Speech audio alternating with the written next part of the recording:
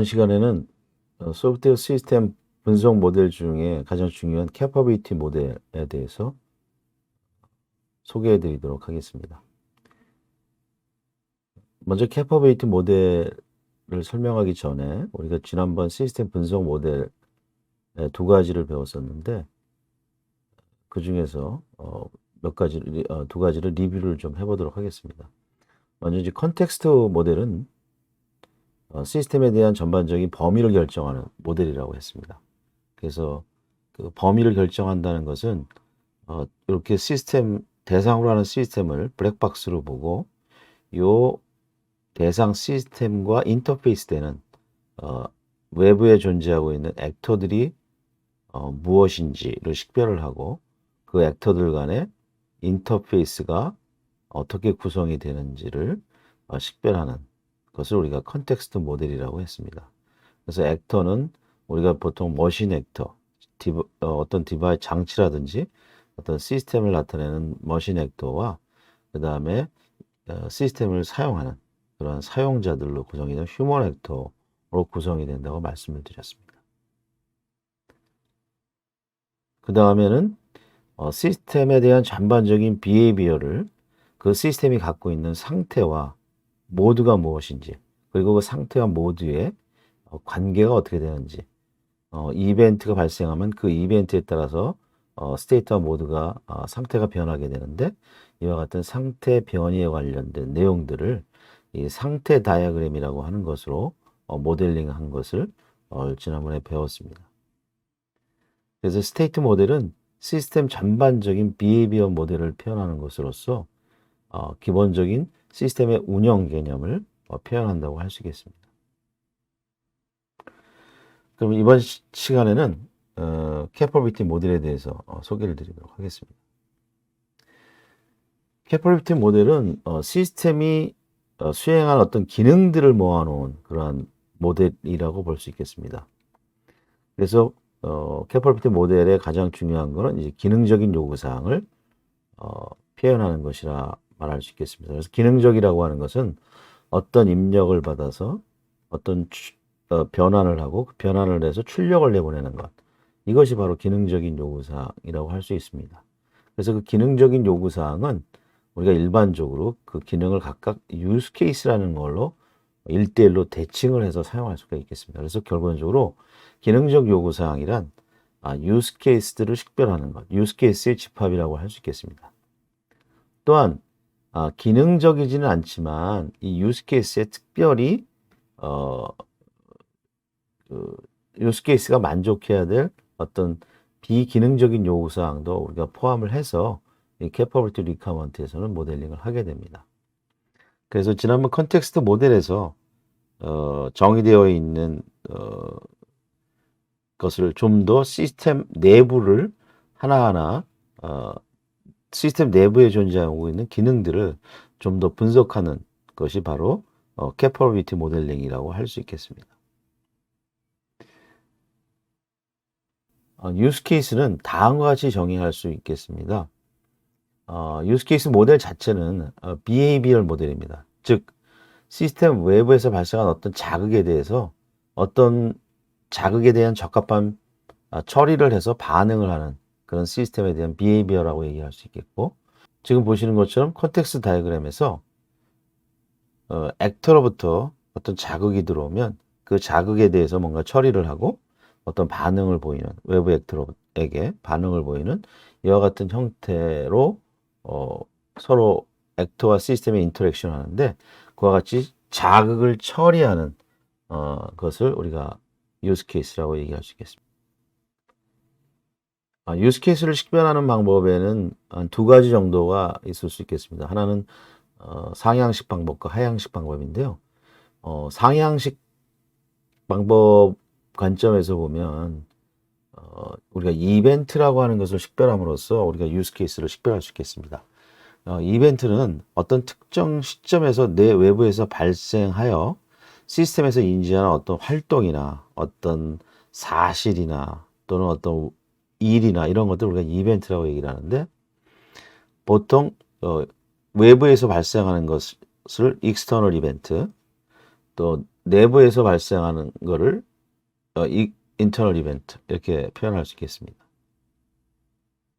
그래서 external event는 액터, 외부 액터로부터 이제 발생을 하게 되고, 보통 이제 어떤 자극이 주어지면 그 자극이 시스템에 전달이 되고, 그거에 따라서 시스템은 그 자극에 따라서 적합한 행위를 수행하게 됩니다. 또 internal event는 보통 이제 temporal event라고 얘기하는데, 어떤 특정 시점이 됐을 때 시스템 내부에서 자동으로 발생을 하는, 그래서 우리가 보통 temporal event라고도 합니다. 그래서 내부에서 발생할 수도 있고요. 내부에서 발생하는 것을 우리가 internal event라고 합니다. external 이벤트가 됐던 internal 이벤트가 됐던 시스템에서 각 이벤트별로 어떤 기능을 수행하게 되는데, 그것을 우리가 use case라고 할 수 있고, 그 use case는 반드시 어떤 레스폰스를 내보내게 됩니다. 그래서 이 레스폰스는 내부의 자기 상태를 변경할 수도 있고, 우리가 보통 이걸 스테이터스 체인지라고 하는데, 내부에 있는 어떤 데이터 스토어를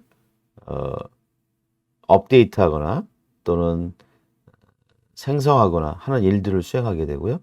그 다음에 또는 외부의 어떤 액터로 값을 출력하거나 또는 데이터를 생성해서 전달하거나 하는 행위들을 수행하게 됩니다. 따라서 이벤트와 유스 케이스는 1대1로 거의 매핑이 된다고 볼 수 있겠습니다. 그래서 어떤 이벤트가 발생을 하면 그 이벤트에 따라 자극이 전달이 되고, 그 자극에 대해서 어떤 행위를 수행하는, 기능을 수행하는 그 단위로 우리가 유스 케이스라고 얘기할 수 있겠습니다. 지금 보시는 예는 간단한 컨벤 매니지먼트 시스템에 대한 그 예를 좀 보여주고 있는데요. 예를 들어서 레이더로부터 어떤 표적이 식별이 되면 그 표적 정보가 이 전투 체계에 전달이 되고, 그 전달되는 것은 바로 표적에 대한 정보를 받아서 이 표적에 대한 관리를 하는 기능을 수행을 하고, 표적을 계속 업데이트하는 일을 수행하게 됩니다. 또 내비게이션 항해 레이더에서 어떤 그 항해 레이더에 대한 표적 정보가 들어오면 역시 그 항해 레이더에 대한 표적을 관리하는 기능이 수행이 되고, 따라서 그 항해에 대한 그 표적 정보를 관리하게 됩니다. 또 지금 보시는 퓨징 소스 트랙, 즉 그 소스 트랙이라고 하는 것은 나중에 이제 설명을 좀 드리겠습니다만, 그 이 각각의 이 항해 레이더와 그 다음에 감시 레이더를 통해서 들어온 그런 트랙들을 정기적으로 퓨전해서 어떤 시스템 트랙을 만들어내고, 이 시스템 트랙에 대한 정보를 사용자에게 그 전술 상황도에 표시를 하게 되는데, 그와 같은 형태의 인터널 이벤트에 따른 그러한 유스 케이스를 이렇게 표현하고 있습니다. 그래서 지금 매니징 SR 트랙, 그다음 매니징 MVR 트랙, 이 두 가지는 외부로부터 자극이 들어왔을 때 익스터널 이벤트를 처리하는 유스 케이스고, 이 퓨징 소스 트랙은 어떤 조건이 만족하거나 어떤 특정 시점에서 수행되는 인터널 이벤트에 대해서 수행되는 그런 유스 케이스라고 얘기할 수 있겠습니다. 유스 케이스는 따라서 그 어느 크기로 식별할 것이냐, 유스 케이스 단위를 어떻게 우리가 모델링 할 것이냐라고 하는 것은 시스템 스펙을 작성하거나 모델링을 할 때 그 스펙을 이해하는 데 굉장히 중요한 요소가 되겠습니다. 따라서 유스 케이스의 크기를 어떻게 결정할 것인지, 그거는 결론적으로 다른 얘기로 얘기하면 추상화 수준을 어느 정도로 할 것인지를 결정하는 것과 같고요. 그 다음에 이것은 인풋과 그 다음에 프로세싱하고 아웃풋을 내보내는 이 IPO를 기준으로 이제 결정을 하게 됩니다. 그래서 유스 케이스는 그 액터로부터 들어오는 그 이벤트에 의해서 자극이 주어지고, 그 자극에 대해서 반응을 보인다고 얘기했는데, 이때 같은 그 여러 가지 자극이 들어오지만 그 자극을 가만히 보면 같은 처리로 수행할 수 있는 그런 데이터 유형이기 때문에, 이와 같은 경우는 그냥 하나의 이벤트로 처리를 해서 하나의 자극이 들어오는 걸로 판단을 할 수가 있는 것이고요. 또 다양한 그 자극과 반응이 왔다 갔다 인터랙션 되기도 하지만 특정 시간대에 같은 목적을 가지고 수행하는 경우에는 이 유스 케이스를 그냥 하나의 유스 케이스 단위로 묶어서 우리가 표현할 수도 있겠습니다. 다시 말해서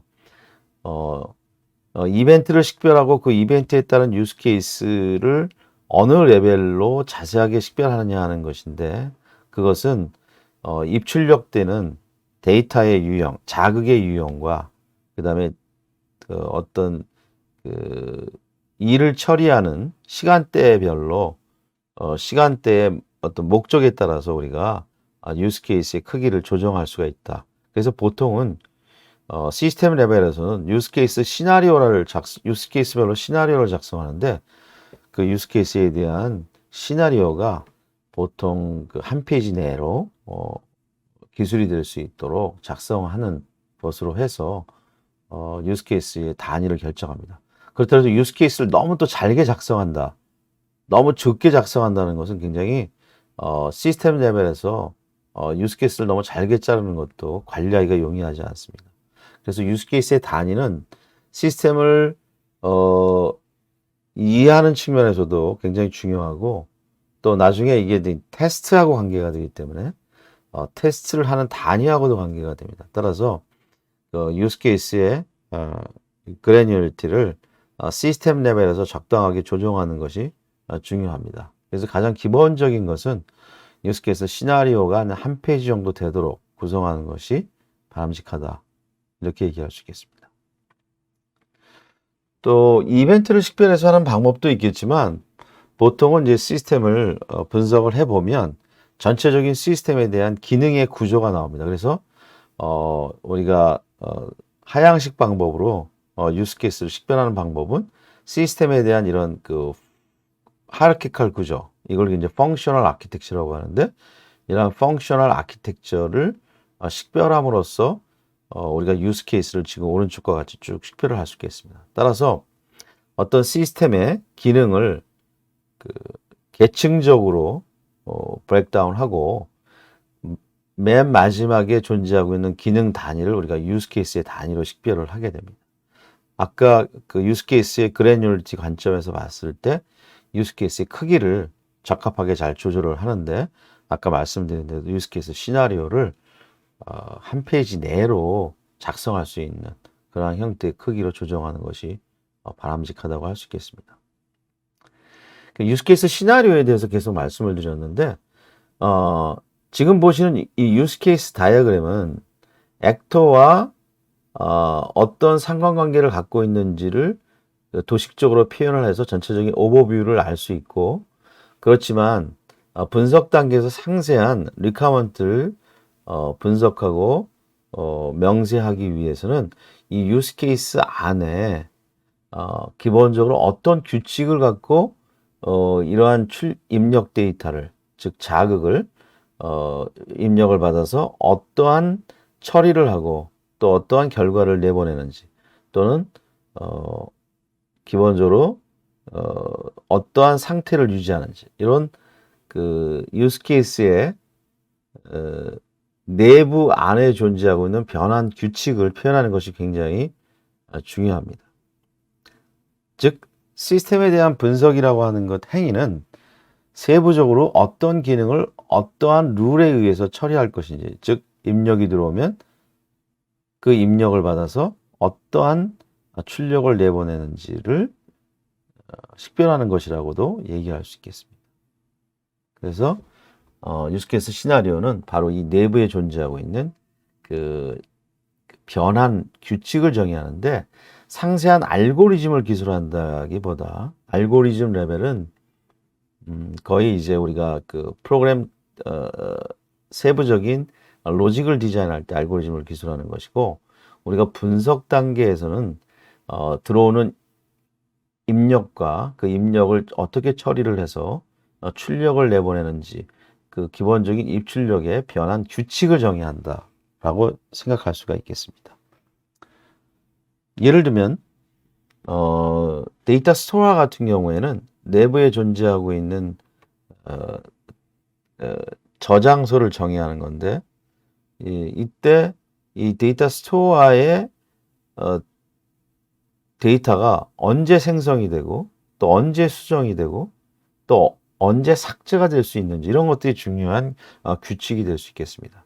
그리고 입력을 받고 레스폰스를 내보내면 서로 어떤 변화가 일어날 텐데 이 변환이 어떻게 이루어지는지 이것이 기본적으로 이 시나리오에서 기술하고자 하는 그런 내용이 되겠습니다. 우리가 이걸 보통 이제 비즈니스 로직이다 이렇게 얘기를 합니다.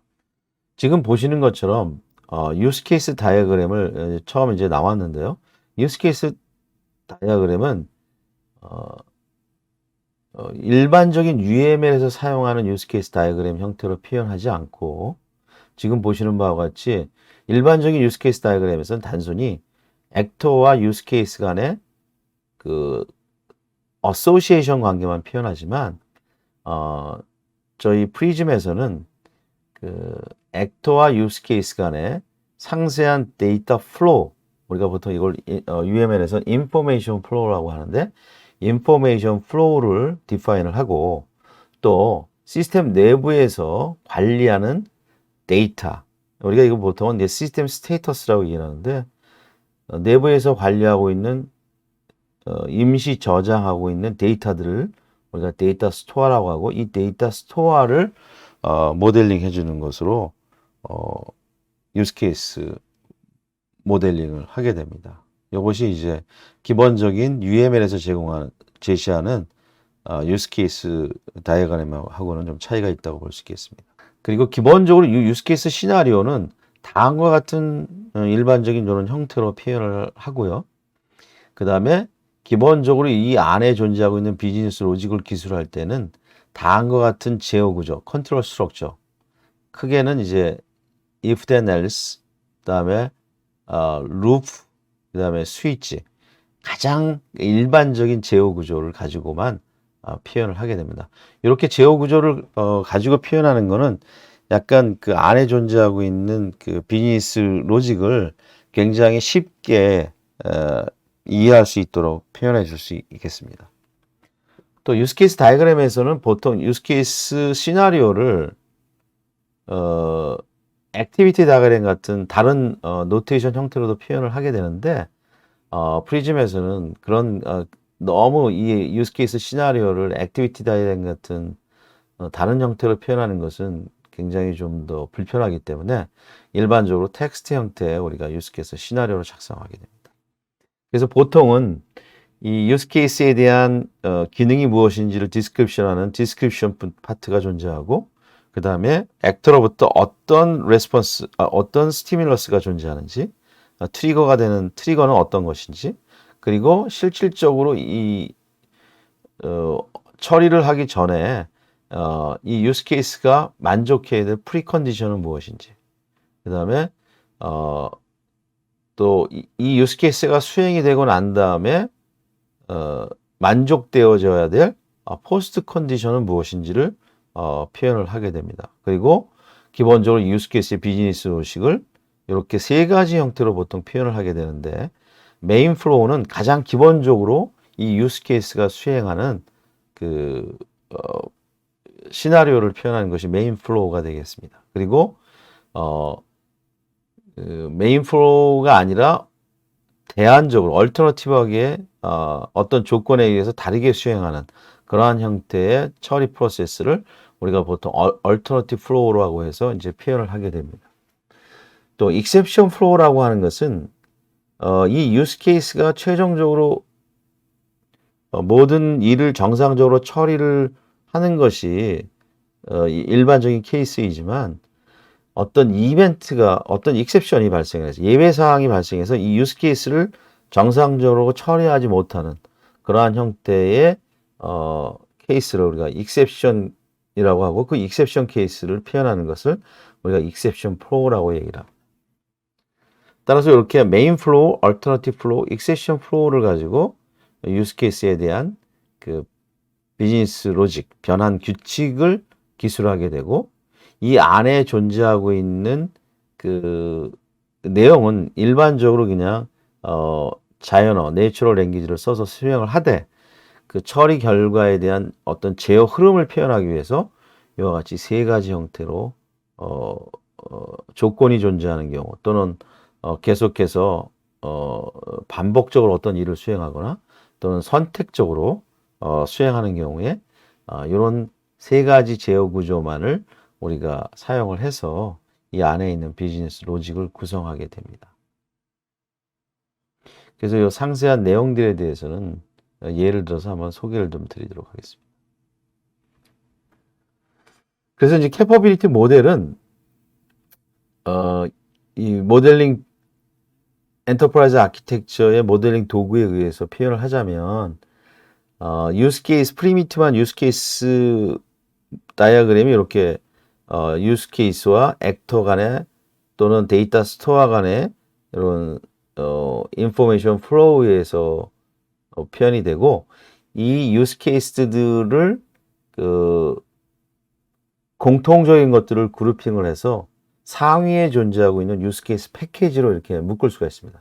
그럴 때 이렇게 우리가 패키지 다이어그램이라고 하는 패키지 다이어그램으로 해당되는 유스 케이스들을 묶을 수가 있고 보통 이렇게 되면 유스 케이스가 이제 펑션이라고 했을 때 펑셔널 아키텍처가 구성이 되는데 그때의 계층 구조는 최대 한 3단계 정도까지를 구성하는 것이 적합하지 않나라고 생각합니다. 그래서 유스 케이스의 단위를 어떻게 식별할 것이냐 하는 것도 역시 마찬가지로 이 계층 구조의 이 뎁스를 가지고 조절할 수가 있을 텐데 보통은 한 3단계 정도의 계층 구조를 가지고 표현하는 것이 좋겠습니다. 그리고 이제 요 프리미티브한 이 유스 케이스에 대해서는 다음과 같이 아까 말씀드렸던 유스 케이스 이제 시나리오를 작성하게 됩니다. 요거는 지금 시스템 표적 관리라고 하는 그런 유스 케이스에 대한 시나리오를 샘플로 지금 표현을 하고 있습니다. 지금 보시는 바와 같이 여기 보면 이제 리카먼트 아이디를 우리가 보통 표현을 해주기 때문에 리카먼트 아이디가 기술이 되고 그 다음에 이 유스 케이스가 개략적으로 어떤 기능을 수행하는 것이다 라고 하는 것으로 표현을 해줄 수가 있습니다.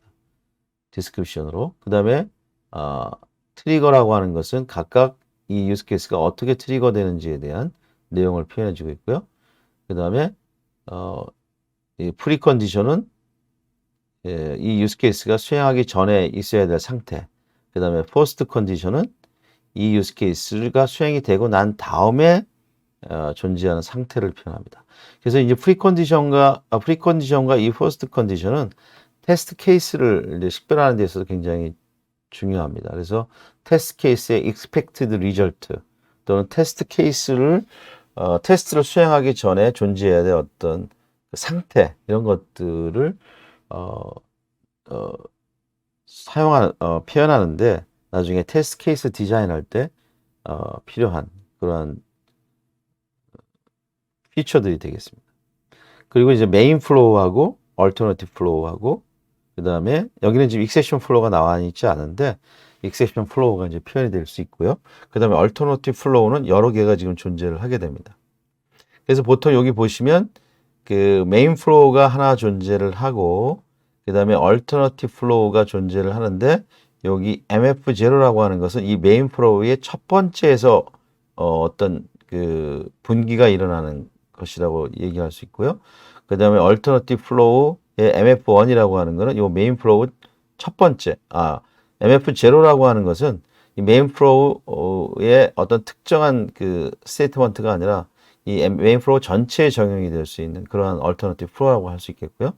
그 다음에 MF1이라고 하는 것은 요 첫 번째 스테이트먼트에서 발생했을 때 이런 이벤트가 발생하게 되면 이 얼터너티브 플로우를 수행을 하게 되는 것이 되겠습니다.